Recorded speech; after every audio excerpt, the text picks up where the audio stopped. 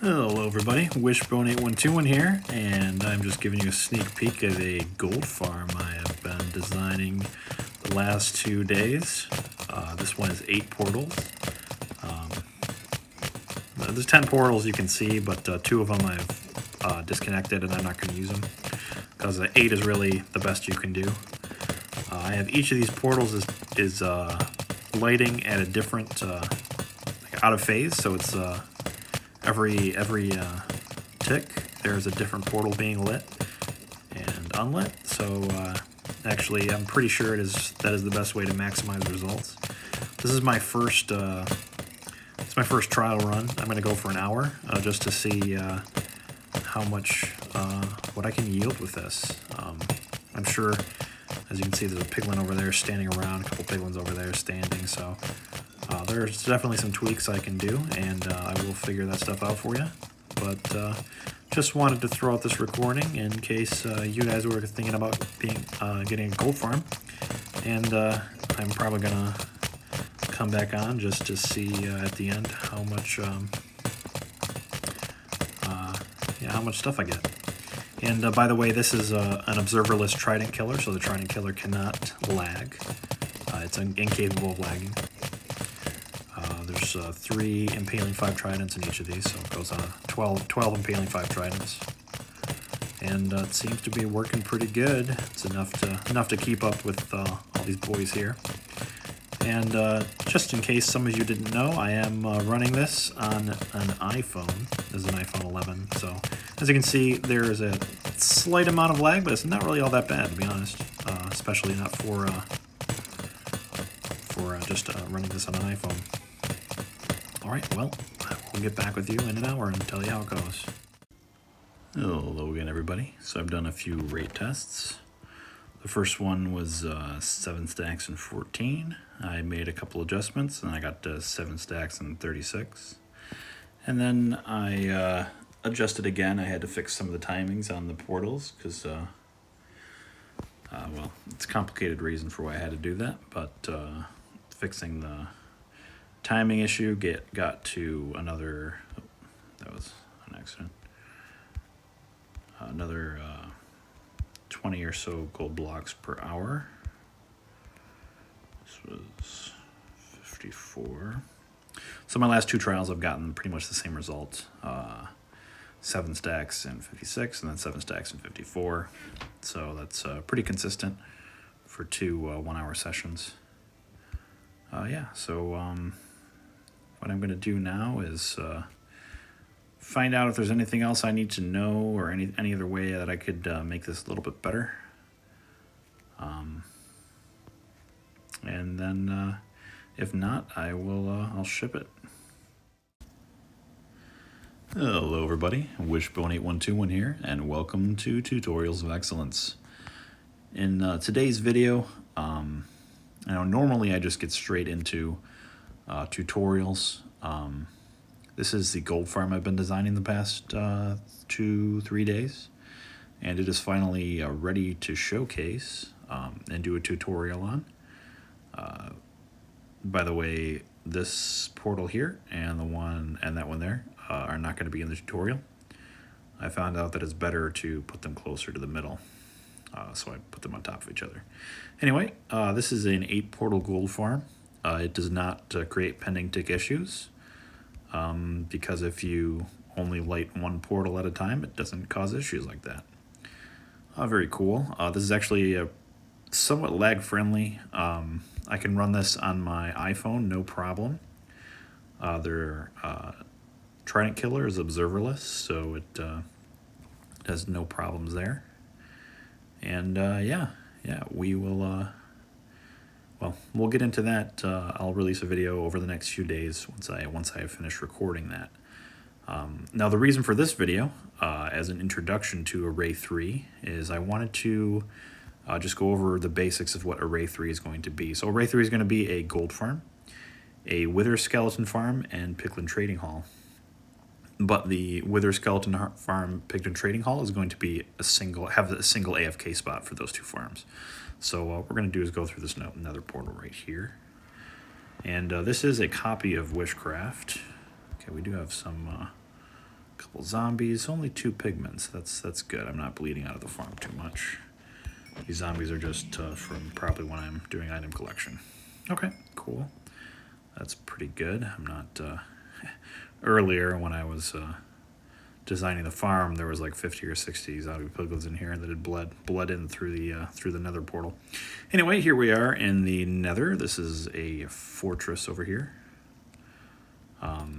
Now this is the fortress farm I have on Wishcraft, which is very simple. It's just one trident killer with an AFK spot over there. The one I'm going to be showing you guys how to build in episode 2 is going to be very similar to the one that Prowl has on his channel. In fact, I basically have the same idea as him, and kudos to him because he released his video first. But I will be looking into the math of how many trident killers you actually need to maximize your gains in a fortress farm. So I will look that up for you. You know, no use getting like 9 or 10 trident killers if 3 or 4 is all you really need to get the maximum gains anyway. So what you should look for if you want to build an array 3 set of farms, which just to show you, my Piglin trading hall does not share an AFK spot with the Wither Skeleton farm, but they're close enough that now I'm going to be using a different design. This one goes really fast, and then you have to AFK for about an hour to sort out all the items. I have a quad speed item sorter at the bottom that sorts items at quad speed. The one I'm going to be developing and showcasing in the third part of Array 3 is going to be a Piglin trading hall that just uses 1 Piglin.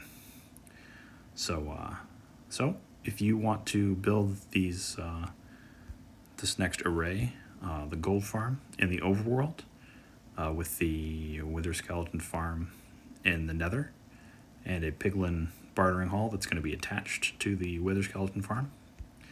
The things you want to be looking for is obviously you need a fortress. A fortress over a lava lake is great. This just happens to be the closest fortress to my world spawn. So it just happened to be good for making a fortress farm, so that was nice for me. But you might have to actually go look on your realm for a fortress near a lava lake. It's just much easier to spawn proof. And then also you're going to want to be able to find a Piglin that is close enough that it's not that you don't have to like carry him across the entire universe, because you will need 1 Piglin for the final build in this array.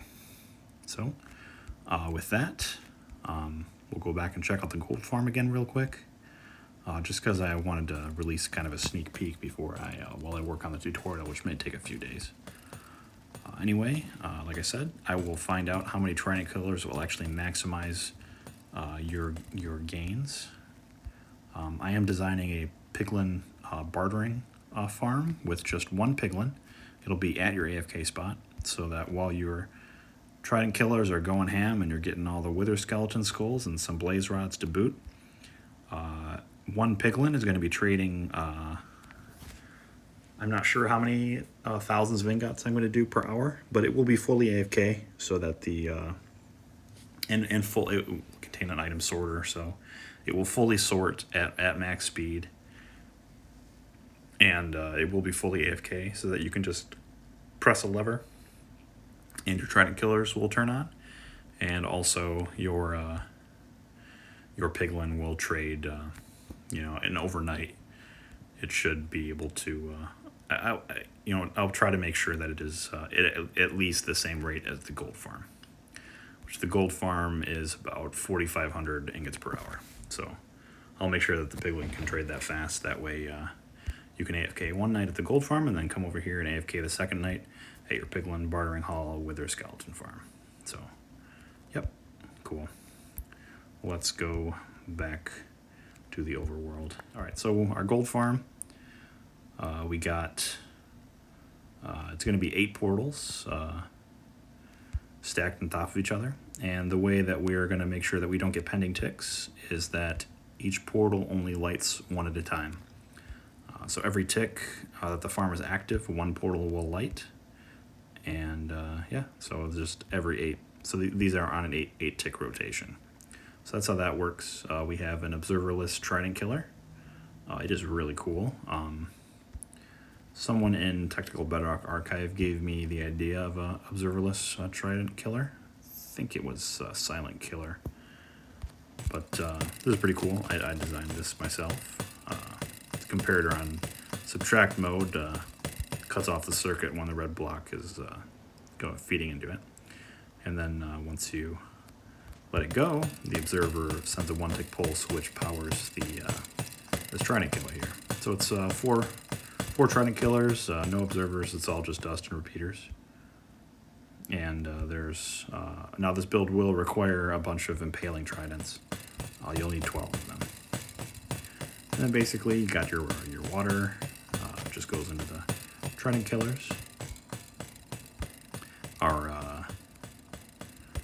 water things. Water buckets are caught by buttons. There you go. So they're just caught by buttons over here. Nice stuff. And then we've got our fire tick must be on lighters for our portals here. Very, very cool. Here's our engine. It's just a 4-tick thingamabobber. And then we got item collection. Items. There's a quad speed droppers underneath each of the underneath each of the trident killers, which should be enough. For some reason, this one's backing up. So, but I will definitely work on that and make sure that it is completely all cool and ready to go before I release the video. We got here is these are all for these 6 rows of chests are all for nuggets, and you can get more chests if you need. You can use more. It mainly just takes 2, sometimes 3. Hopper speed is enough. 2 hopper speed is almost the entire farm. The 3rd engages sometimes. So you're trickling them. Some are trickling over. Then you got your ingots go into these chests. They fill up pretty slowly, so you don't really need that many. And then we got our blast furnace array with coming from a. Here's our unstackable item filter going into the blast furnace array, and we got 12 blast furnaces. And then 10 are used a lot, and these last 2 aren't used that much, but you want overflow in your blast furnace array, because if this item hopper backs up all the way with swords, then it can break, the system breaks, and then it can unstackable or stackable items can bleed through the filter. So you just want to make sure that you have enough hoppers and blast furnaces that you never have enough swords to back up the entire array here. So that's that. These are our last 2 overflow filters for ingots and nuggets, just to catch any last ones before everything else gets thrown into lava. And after several hours of use, I just had a treasure chest here to see what I was catching. After several hours of use, all I lost was like 6 swords and like 50 stacks of meat, of the rotten flesh. And then there's things that throw a lot rotten flesh into lava there and over here. And that's it. I'll be showing you guys how to build this shortly.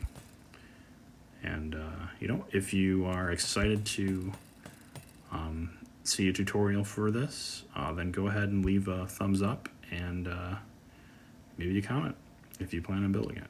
All right. You guys have a nice day. See ya.